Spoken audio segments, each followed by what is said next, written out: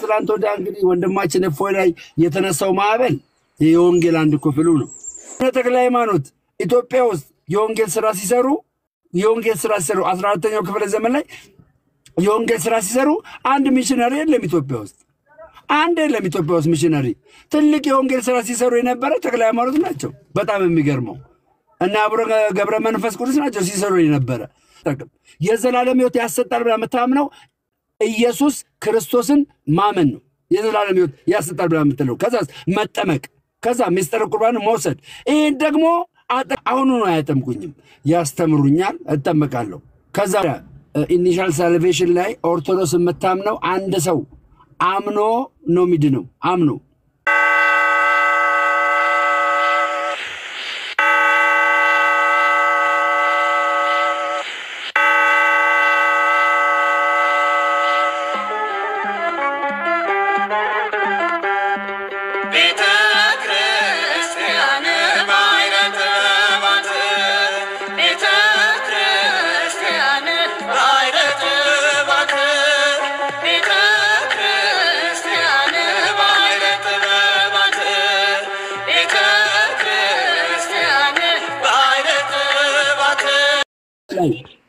ነገር አይደለም።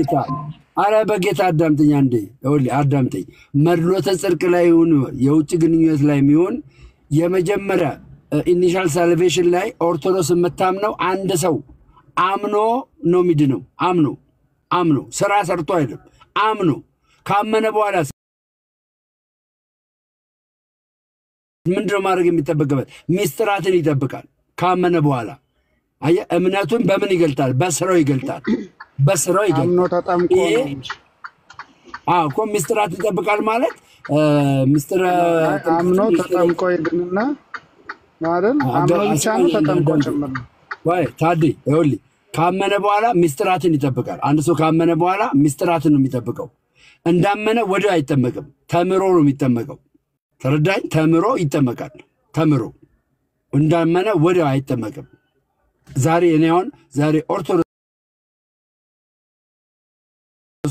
አሁን ነው አያጠምቁኝም፣ ያስተምሩኛል፣ እጠመቃለሁ። ከዛ በኋላስ ከአንድ ሰው አንድ ኦርቶዶክሳዊ ከተማረ ከተጠመቀ ምስጢረ ቁርባን ከወሰደ በኋላ የዘላለም ሕይወት ያገኛል። ከዛስ ለምሳሌ ያክል ታምረ ማርያምን ወይም ደግሞ ገድላት ድርሳናትን ያነባል። ይሄ ሰውዬ ሲያነብ ያድኑኛል ብሎ አይደለም የሚያነበው፣ እምነቴ ላይ ይጨምሩልኛል፣ እምነቴን አጠነክራለሁ ብሎ ነው የሚያነበው። ድርሳንና ገድላት የዘላለም ሕይወት ያሰጣሉ ብሎ የሚያስተምር ኦርቶዶክሳዊ ካለ ከኔ ጋር የምንነጋገረው። በቤተ ክርስቲያኒቱ አስተምሮ ከኔ ጋር ይነጋገራል። የቤተ ክርስቲያኒቱ አስተምሮ ገድላትና ድርሳናት የዘላለም ሕይወት ያሰጣል ብላ አስተምራ አታውቅም። የዘላለም ሕይወት ያሰጣል ብላ የምታምነው ኢየሱስ ክርስቶስን ማመን ነው። የዘላለም ሕይወት ያሰጣል ብላ የምትለው ከዛስ መጠመቅ፣ ከዛ ምስጢረ ቁርባን መውሰድ። ይሄን ደግሞ አጠገባችን ቅፍ አድርገን ተያዝናትን መካነ ኢየሱስ ትቀበላለች፣ ሉትራን ትቀበላለች። ሰውሃት ለምን ኦርቶዶክስን ዲፌንድ እናደርጋታለን? ለምን እናገላታለን? ገድላት ስላላት ድርሳን ስላላት ለምን? ምክንያቱም አቡነ ተክለ ሃይማኖት ኢትዮጵያ ውስጥ የወንጌል ስራ ሲሰሩ 14ኛው ክፍለ ዘመን ላይ የወንጌል ስራ ሲሰሩ አንድ ሚሽነሪ የለም ኢትዮጵያ ውስጥ። አንድ የለም ኢትዮጵያ ውስጥ ሚሽነሪ። ትልቅ የወንጌል ስራ ሲሰሩ የነበረ ተክለ ሃይማኖት ናቸው። በጣም የሚገርመው እና አቡነ ገብረ መንፈስ ቅዱስ ናቸው ሲሰሩ የነበረ። ስለዚህ እነሱን ጀስት ጻፈችላቸው ታሪካቸው። እንግዲህ ከ50 ዓመት በኋላ ታሪካቸው ይጻፋል። እግዚአብሔር በነሱ ላይ ያደረገው ነገር ይጻፋል። እግዚአብሔር የገባላቸው አሁን እግዚአብሔር ለደምሮ የገባው ኪዳን አለ። ይሄን ኪዳን ለያሚ በነግራት እግዚአብሔር እኮ እንደዚህ አይነት ኪዳን ገባልኝ ብላት አንድ ቀን ይሄ ኪዳን እኔ ከሞትኩ በኋላ ይሄ ኪዳን አንድ ቀን ያሚ ምን ብላ ትላለች? ለደምሮ እኮ እግዚአብሔር እንደዚህ አይነት ኪዳን ገብቶለታል ብላ ትላለች። ያ ነገር ይጻፋል። እግዚአብሔር ለደምሮ ከዛስ ደምሮ ያደረገውን ገድል ይጻፍለታል። ይሄንን ገድል ስታነብ እምነትን ነው የምታጠናክረው እንጂ ጥላቻ አይደለም። ብራዘር ቅድም ብያቸዋለሁ። ተክለ ሃይማኖት ገዳም ሄደ እዛ አንድ ዓመት ተቀምጠ በመጣና ኃጢአት በሰራ ኃጢአት ይቆጠርባል። ተክለ ሃይማኖት ገዳም አንድ ዓመት ስለተቀመጥክ ኃጢአት አይቆጠርብህም የሚል አስተምሮ ኦርቶዶክስ የላትም በቃ እና ከዚህ የተነሳ ነው ወይ አይ አሁን አንዳንዴ ይሄሲ ደረጃ የሚያደርሰን ጉዳይ አልነበረም ገብቷል አሁን ሰሞኑን ክርስቶስ ላይ የሚደረገው ነገር ባየነው አንፃር የሚቆረቁረን ስለዛሬ ስለዚህ ስለገድላት ነው ወይ ስለ ክርስቶስ እንደዚህ መጎጣጥ በቃ ምንድነው ሐሳባችን ምንድነው እቅዳችን ለምንድነው ክርስቶስን ይዘን መጓዝ ያቃተን እኔ ምንድነው አሁን ቢያንስ 2 ወር ሊሆነኝ ነው መሰለኝ 2 ወር ሊሆነኝ ነው አይታችሁ ከሆነ እኔ ቤት አስገብቼ መመራን ጠይቃለሁ አነባለሁ ኦርቶዶክስ የሳልቬሽን ጉዳይ ምን ላይ ነው ላለው ክርስቶስ ላይ ያላት ነገር ክርስቶስ ላይ ያላት ነገር እንዴት ነው ላለው እንደዛ ያደረኩኝ በትክክል አንደርስታንድ እየፈጠርኩኝ ህዝቡ ላይ የሆነ ነገር ያደረኩ ነው ትላንት ወደ እንግዲህ ወንድማችን እፎይ ላይ የተነሳው ማዕበል የወንጌል አንድ ክፍሉ ነው መከራ ይደርስባቸዋል ከወንጌሉ አንድ ክፍል ነው ትላንትና ወዲያ ወይ ነው ዛሬ ሳምንት ኦርቶዶክስ ሲሳደብ የነበረ ሰው ዛሬ የእፎይ ደጋፊ ሆኖ መጣ ካኒ ቢሊቪት የእፎይ ደጋፊ ሆኖ መጣ ከትላንት ወዲያ እኮ ሲሳደብ ነበር ትላንት እፎይ ላይ የሆኑ ከክርስትና እምነት ውጭ የሆኑ አካላቶች እንደዚህ አይነት ነገር ለማድረግ ሲያስቡ መጥቶ ደጋፊ ነን አሉ አስቡ እኔ ግን ምን ብዬ ነበር አስቀድሜ እኛ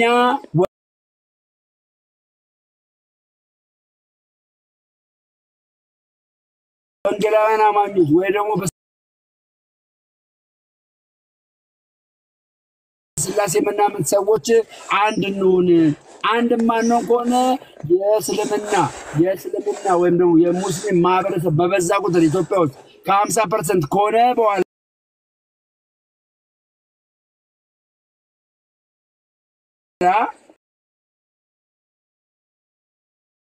ያገባኝ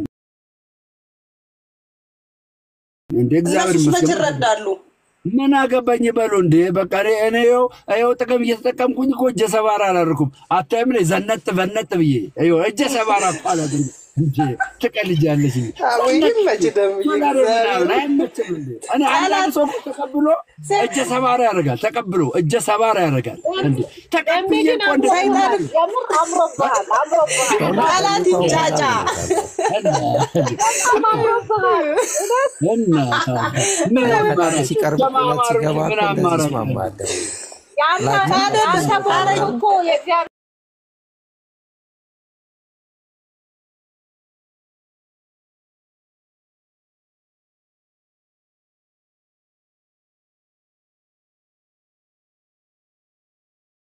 ተመለሰ የኔ እናት አማራጭ የለኝም አልኩሽ እኮ በቃ እኔ እኮ አማራጭ የለኝም አልኩሽ ለምን ነው መግባት ይችላል ጋይስ አይወላችሁ ጥያቄ ያለ መግባት አንድ ቁጥር ይጻፉና ደምዬ ይግቡ ጥያቄ ያላችሁ ከታች አሉ ኮሜንት አረ መብታለው ይጠይቁ አንድ ቁጥር ጻፉልኝ ገቡና ጠይቁ አንድ ቁጥር ይጻፉ አምሮባል እውነትም አምሮባል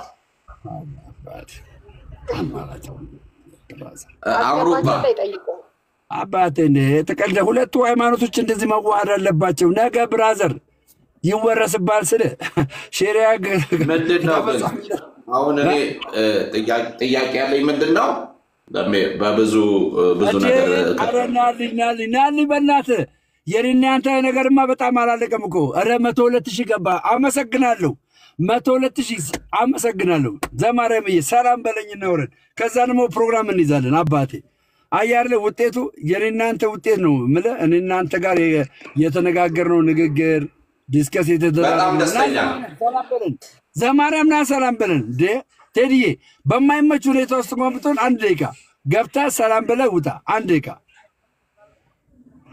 ያለ ማርያም አማላጅነት ዓለም አይድንም የሚል አስተምሮ የላትም ኦርቶዶክስ እንደዚህ አይነት አስተምሮ የላትም ውሸት ነው እሺ ይሄ ውሸት ነው የላትም እሺ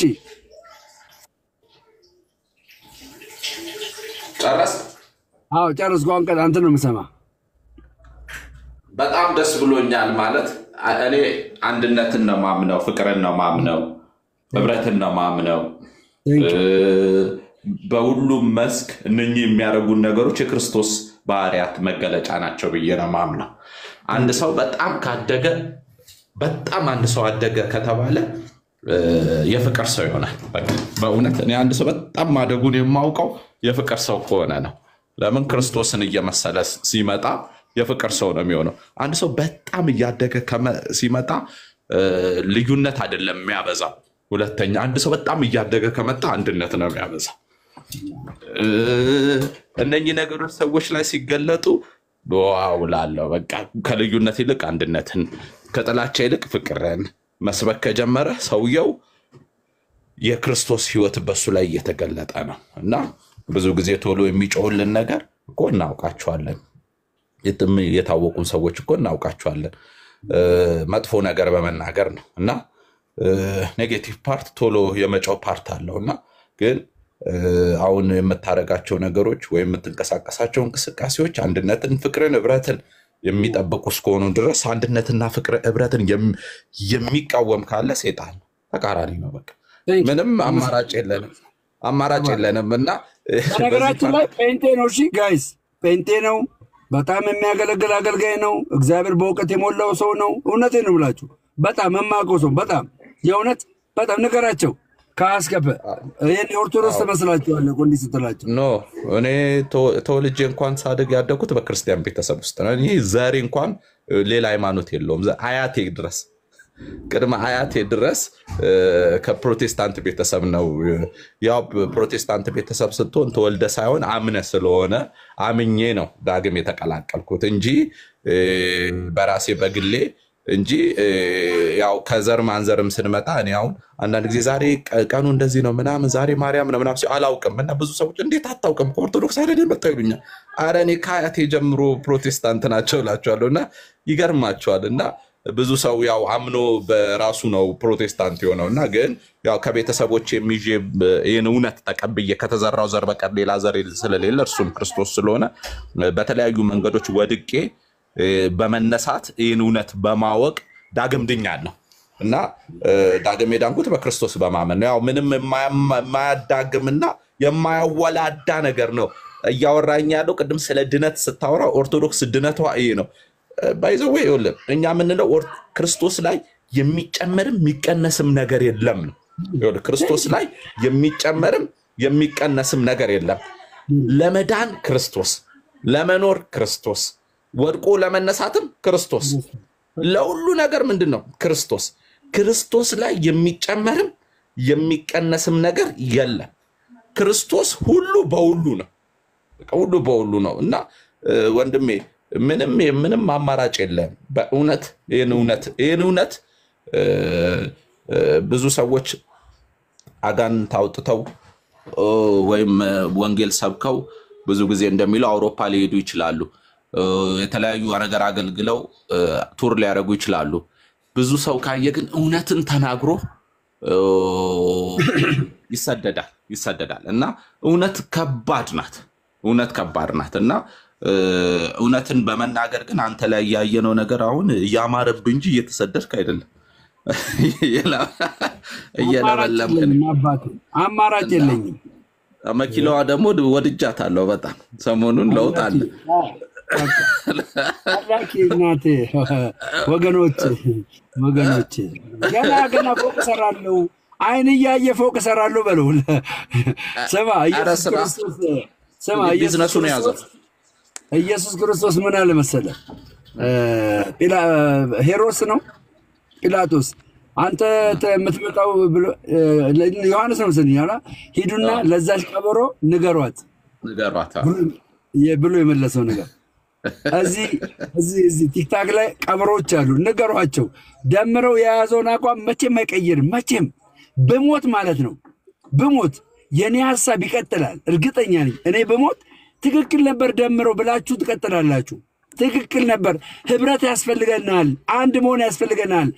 ቢያንስ በኢትዮጵያ መጽሐፍ ቅዱስ ማህበር አሁን የኢትዮጵያ መጽሐፍ ቅዱስ ማህበር ሲባል የሚጠራው ብራዘር ኦጂ አይደለም። ኦንሊ ጂሰሶችን አይጠራም።